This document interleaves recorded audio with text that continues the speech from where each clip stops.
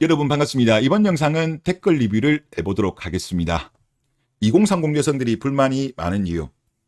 2030 여성만 그런 건 아닌 것 같고요. 대한민국 여성 전체적으로 보면 다른 나라랑 비교해 봤을 때 좀 불만이 많습니다. 이건 맞고, 그리고 2030 여성들이 이 현상이 더욱더 두드러집니다. 그래서 제가 저번 영상에서도 그때 요거 가지고 말씀을 드렸어요. 이제 서울대학교 행복연구센터 그리고 카카오에서 105만 명을 대상으로 해서 대한민국 행복 리포트를 발간을 했었는데, 여기 자료를 보더라도 대한민국 전체적으로 본다면 행복감은 보통으로 느끼지만 2030 여성들 같은 경우는 주관적 행복감을 최하로 느낀다라고 그렇게 결과가 나왔습니다.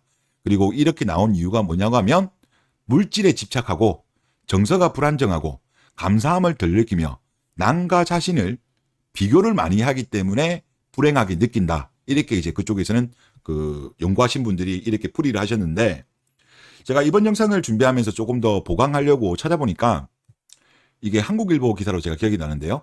한국 여성은 왜 더 우울증에 많이 걸릴까라는 기사인데, 국민건강보험공단에 따르면 이게 2001년도 기사이고 이거는 2020년도 국민건강보험공단의 오피셜의 자료에 따르면 기분장애로 진료를 받은 사람은 이제 정신과 치료를 받은 거죠. 지난해 101만 명이었다고 합니다. 그런데 여성은 67만 명, 남성은 34만 명이었대요.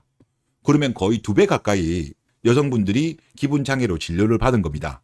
그러면 기분장애는 뭐를 의미하냐고 하면, 기분장애는 제가 두산백과를 찾아보니까 기분의 조절이 어렵고 비정상적인 기분이 장시간 지속되는 장애이며, 뇌의 기분을 조절하는 부위에 이상이 생겨서 발생하는 증상이며 우울증과 조울증이 대표적이다. 이렇게 이제 나오더라고요. 그래서 여기에 대한 원인 같은 경우는 뭐 단 하나는 아니고, 뭐 여성의 호르몬 분비, 그리고 사회적, 환경적 요인 여러 가지가 있다고 합니다. 그래서 뭐 단정을 지을 수는 없지만 저는 이것만 가지고 설명하기에는 좀 부족하고, 오히려 2030 특히 여성들이 더 불행하게 많이 느끼는 게 비교 문화 때문에, 특히 뭐 인스타라든가 미디어 등을 보면서 평범한 삶을 살아감에도 불구하고 계속 주변이랑 비교를 하죠.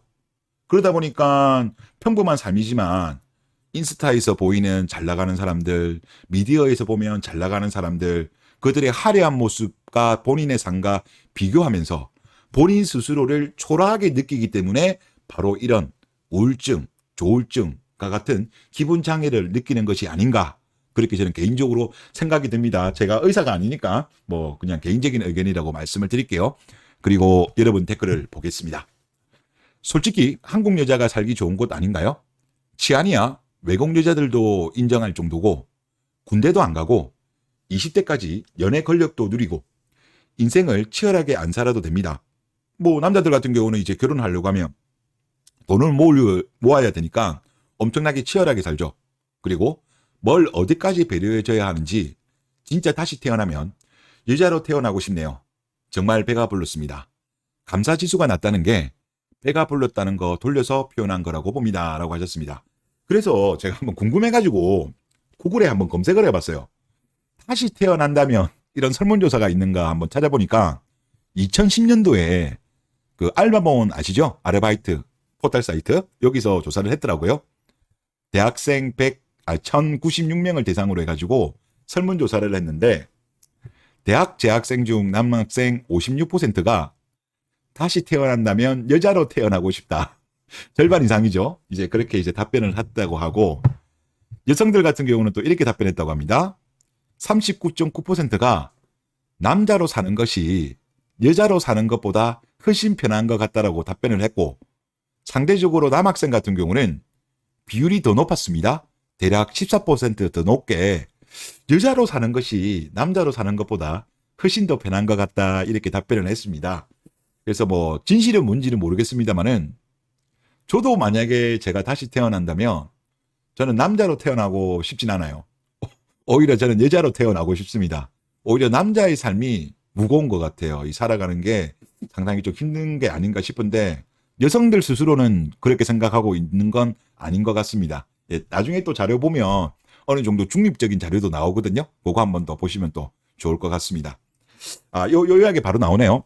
이게 뭐냐고 하면 저번에 한번 댓글 쓰신 분이 그 글을 적어 주셔가지고 이번에 찾아봤는데 이분 이름이 누구냐고 하면 노라 빈센트라는 분입니다. 이분이 1년 반 동안 남장을 해가지고 남자로 살아보셨고 2007년도에 541일 남장 체험이라는 책을 쓰셨습니다. 우리나라에도 이 책이 나와 있더라고요. 그리고 이분은 미국의 저널리스트고 레즈비언 페미니스트입니다. 그리고 그는 어렸을 때부터 자유롭고 당당해 보이는 남자들 세계를 동경을 했고 그리고 남자들이 여성에게 가하는 폭압적인 가부장적 구조가 부당하다고 느꼈다고 합니다. 그래서 이제 본인 스스로가 남성성의 실체를 들여다보고 싶어가지고 548일간 거의 1년 반 동안 남장을 해가지고 남자로 살아봤대요. 근데 막상 살아보니까 생각보다 남성으로 사는 게 훨씬 어려웠다. 이분의 영상 올라온 걸 제가 봤는데 이분이 지금은 고인이십니다. 고인이신데 이제 여성의 삶도 힘들지만 막상 자기가 체험해 보니까 남자의 삶이 훨씬 어렵다고 느꼈다고 합니다. 그리고 또 여성들 같은 경우는 모든 면에서 동등하게 대하길 바라면서도 정작 데이트를 할 때면 자신들을 숙녀 대접하고 앞장서서 계산서를 지불하는 전통적인 남성상을 기대를 한다. 그러면서 여성들의 그런 이신과 권력을 보면서 일시적으로나마 여성 혐오증도 느끼게 되었다라고 했습니다. 그래서 이분은 사실상 제가 봐도 이제 이분의 결론은 그거예요. 그래도 여성들보다 남자의 삶이 더 힘들었다. 이제 그런 결론을 내리신 걸로 제가 알고 있는데 그래서 제가 이분이 한국에도 책이 있더라고요. 그래서 제가 한번 읽어보고 이후에 다시 한번 리뷰를 한번 해보도록 하겠습니다. 다음 댓글을 보겠습니다. 586 딸들이 딸을 아주 반보로 만들어놔서 그렇습니다. 어렸을 때부터 짜증을 내거나 볼멘 표정으로 이거 해줘, 저거 해줘, 불만을 야기하면 딸바보 아빠들이 다 들어줬거든요. 그것이 3살 버릇 여든 간다고 학습 효과가 되어서 이득을 보고 싶을 때는 짜증을 내면 된다는 걸 깨달은 겁니다. 아빠들이 기분 풀어준다며 해달라는 것 다 해준 덕분이죠. 그런데 이렇게 자라난 여자들이 사회에 나와서조차 짜증내고 불만투성이로 지내는 거죠. 누군가가 자기 기분 풀어주고 이것저것 다 해줄까봐 그럽니다. 그러니 이런 여자들을 만나면 아웃 오브 안중, 관심조차 주지 말고 차라리 해외로 눈을 돌려 국제결혼을 하는 것이 낫다고 봅니다. 최소한 한국 여자에 맞춰주는 것에 3분의 1만 노력해도 충분히 존중과 애정을 받으며 살아가는 사람들 많습니다. 라고 하셨습니다. 예, 소중한 의견 감사합니다. 그러면 이분의 말씀을 제가 압축을 하면 딱 그거네요. 3살 버릇 여든 간다. 그렇죠. 이게 뭐 옛날부터 있었던 말인데 괜히 있는 말은 아닌 것 같아요. 귀하게 컸으니까 그렇게 컸던 게 사회에 와서도 그렇게 되었고 연애할 때도 남자친구한테 이거 해줘, 저거 해줘. 아니면 삐지고 연애할 때도 보통 그렇게 많이들 했죠. 그리고 결혼할 때도 이제 공주처럼 자기가 살고 싶으니까 아파트 해줘. 그리고 프로포즈도 호텔에서 해줘. 그리고 뭐 호캉스 때마다 한 번씩 해외여행 보내줘. 아마 해줘 이게 아마 어렸을 때부터 이제 이렇게 자라다 보니까 이 현상이 나타난 거다. 그 말씀이신 것 같은데 상당히 제가 봤을 때 이것도 맞는 것 같습니다. 네, 다음 댓글 한번 볼게요. 수고 많으십니다. 예, 감사합니다. 현재 한국 여성들은 정신적으로 너무 피해의식이 많은 것 같습니다. 범죄 피해 망상증과 실제 범죄율을 보면 한국 여성들은 23.07%로 체코나 러시아 다음으로 범죄 피해에 대해 불안 증세를 보입니다. 세 번째죠. 그런데 실제 범죄율을 보면 1.49%로 러시아 11.13, 체코 13.27에 비해서 엄청 낮고요. 한국의 범죄율은 가장 빈도가 낮습니다. 사실상 지구에서 가장 안전한 나라입니다. 그런데 여성들이 느끼는 피해의식은 러시아, 체코 같은 나라처럼 이거 심각하게 문제 있는 겁니다. 정신의 오염입니다. 라고 하셨습니다. 그래서 지금 말씀하신 자료가 밑에 있는 자료거든요. 둘 다 같은 자료인데 표기했던 방식이 다른 겁니다. 이제 오른쪽 거를 아마 많이 보셨을 것 같은데 이제 방거리가 불안하다고 생각하는 비율 1등 체코, 2등 러시아, 3위가 한국이죠. 23.1%입니다. 1%인데 실제적으로 강도 신체적 위해의 경험률은 1.5%로 상당히 낮습니다. 지금 여기도 왼쪽 거 보더라도 뭐 핀란드 같은 경우 지금 이제 바로 돼 있는 게 불안 응답 비율이에요. 핀란드 같은 경우는 실제 불안하는 응답 비율보다 실제 위해 경험률이 훨씬 높고요. 영국 같은 경우는 비슷하게 나오고, 독일 같은 경우는 불안감에 비해서 실제 경험률은 적고요. 프랑스는 거의 비슷하게 나오고, 한국은 보세요. 한국은 진짜 높잖아요. 근데 한국은 실제 경험률은 거의 뭐 바닥에 있습니다. 바닥에. 핀란드 26, 영국 18, 독일 13, 프랑스 23, 한국은 1.49예요. 1.49. 우리나라가 얼마나 안전한 나라인데요. 좀 험하게 생각되는 러시아 같은 경우도 11.13밖에 안 됩니다. 그래서 이게 저는 왜 이런 피해망상을 가지고 있냐고 하면, 저는 그 FM 세력들이 우리 대한민국 여성들한테 잘못된 생각을 세뇌시켜서 저는 이렇게 된 것 같아요. 사실 이 FM들 때문에 대한민국 여성들이 정말 오염이 많이 된 것 같습니다. 네, 다음 댓글을 한번 보도록 하겠습니다. 가부장은 책임입니다. 가족, 가정, 아이, 여기에 대한 책임을 진다는 이야기고요. 맞죠? 지금 이제 그렇게 되고 있고, 양성평등은 남성해방운동입니다. 그렇죠? 가부장적인 거를 책임을 벗어나는 남성운동으로 볼 수도 있겠네요. 예, 이제는 책임을 버립시다. 여자에 대한 책임을 버립시다. 그냥 나의 행복과 만족을 위해서 삽시다. 세상은 넓고 여자는 많습니다. 세상 선진국 남자들 살아가는 거 보시면 됩니다. 우리도 그렇게 삽시다 라고 하셨습니다.